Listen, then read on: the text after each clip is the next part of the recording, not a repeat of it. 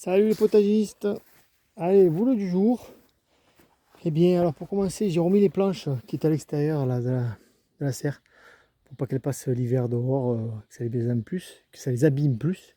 Je les ai remis en place dans la serre. Voilà. J'ai préparé mes plateaux pour la saison prochaine. Voilà. Du coup, ça m'a permis de mettre les pieds de poivron un peu plus à l'abri dans la serre. Ils auront une toit au-dessus, en plus du toit de la serre. Voilà. Donc ça, c'est les pots de patates douces. Ça, c'est les pieds de poivron. Ça, c'est du mako, du yacon. Ça, c'est patates douces d'Okinawa. C'est pareil qu'elles repartent. Ça, j'ai fait pareil avec les pieds de piment. Je me suis dit, les poivrons, ça marche. Alors pourquoi? Enfin, les poivrons, apparemment, ça marche. Les piments, on va essayer. Et là-haut, bah, c'est les framboises. Voilà. Là, la semi-salade que j'avais fait, regardez. Bah, il démarre, déjà. Mais bon, on voit que quand même, ça file. Ça file, ça file, ça file. C'est les manque de lumière. Donc, on verra. Si ça marche, tant mieux. Ça marche pas, tant pis. On va essayer. Voilà pour la serre. Et là, l'après-midi, j'ai tout réussi à tondre, hein. Donc ça y est, mon jardin, il est tout tondu. Enfin, le potager, du moins. Pas le reste, mais le potager, du moins. Il est tout tondu. Donc j'ai toute la masse d'herbe à récupérer qui est au sol, qui est juste énorme. Je vais vous faire un exemple, rien que là contre le bac. Là. Vous voyez ça là? Hop, voilà. Rien que là contre le bac. Donc vous imaginez tout ce que j'ai partout. Donc ça va être des brouettes et des brouettes qui vont aller bien sûr dans mes bacs de culture pour nourrir mon sol. Voilà. Donc tout a été tendu, on voit mieux les bacs. Voilà.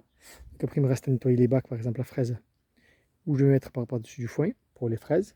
Et pour le reste, pareil, je vais bien nettoyer, lever les grosses mauvaises herbes, mettre bien de l'herbe tondue dessous. Et voilà. Et ce sera bon pour jusqu'à l'été prochain. J'ai mis également du foin sur ceux-là, ça y est. Parce que celui-là, il n'y avait plus que du foin à mettre dessus. Il est bon pour l'année prochaine, donc lui, il n'a pas rien à faire. Lui aussi, foin, lui aussi, foin. Donc en gros, j'ai 1, 2, 3, 4, 5, 1, 2, 3, 4, 5 bacs de fini là. Celui-là aussi 6, non 5, 6. Parce qu'après, je ne sais pas si les autres où je mets que de l'herbe, est-ce que je vais rajouter un peu du fumier dessus? Alors je verrai, de cheval. Je verrai. Voilà, parce que vous voyez, j'ai fait là, ça fait quand même une bonne épaisseur de tonte d'herbe, donc je pense que ça va quand même bien nourrir mon sol. Alors, est-ce que je rajoute en plus du fumier de cheval? Je sais pas. Donc déjà, je vais faire ça à tous les bacs. Et ce sera déjà pas mal. Et après, si j'ai le temps, pourquoi pas rajouter un petit peu de fumier de cheval par-dessus, hein, ça mange pas de pain. Voilà, demain si j'ai le temps, parce qu'on a une grosse randonnée de prévue, rando pique-nique demain, donc je sais pas si j'aurai le temps. Mais je vais semer de l'ail ici, dans celui-là de bac, et dans celui-là où j'avais planté les salades qui n'ont pas marché. Donc là, je vais juste gratter en surface pour lever un peu le caca. Semer l'ail et mettre du foin par-dessus, une légère couche de foin. Et voilà, donc il me reste ça à faire. Sinon, ouais, en plus les bacs, ça fait plus joli quand même. Ça fait plus joli. J'ai une masse d'herbe à ramasser, c'est ouf. Voilà, on voit bien tous les bacs. C'est plus beau. Bon, là, la batterie est noyée sous les mauvaises herbes. Il y a quelques épinards dessous là. Voilà, là, on a quelques épinards encore. Et voilà, les amis, petite vidéo tranquille ou tranquillette. Boulinou, boulinette.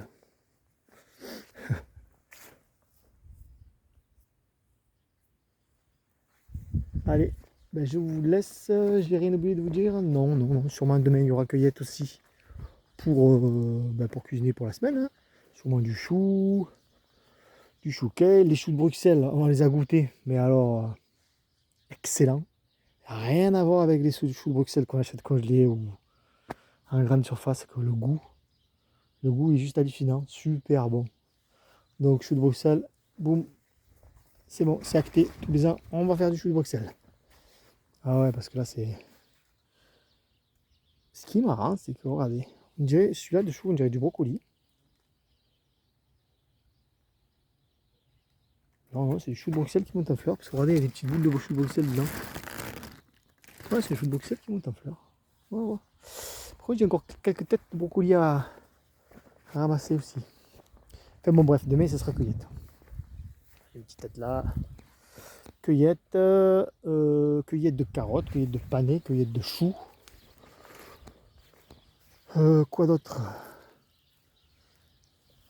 Ouais, voilà, c'est tout. C'est déjà bien. Est-ce que j'ai du chou-fleur sprout? Tiens, on va regarder. Je suis en train de me faire des... Ouais. Vous voyez ça là? Ça c'est du chou-fleur sprout. Le pied là, il est plein de petits choux. Voilà, regardez. Et ça là, c'est juste une tuerie. Vous prenez le chou comme ça là, vous levez un peu, même pas, je coupe un petit peu là-dessous. Bam, je le fais bouillir, pas longtemps, au beurre, dans la poêle, avec du sel, mais ça c'est une tuerie. Voilà, le chou-fleur sprout. Déjà les feuilles, vous pouvez les manger. Hein. Et ensuite plein de petits choux dessous là. Voilà. Avec du chou-fleur sprout aussi à ramasser.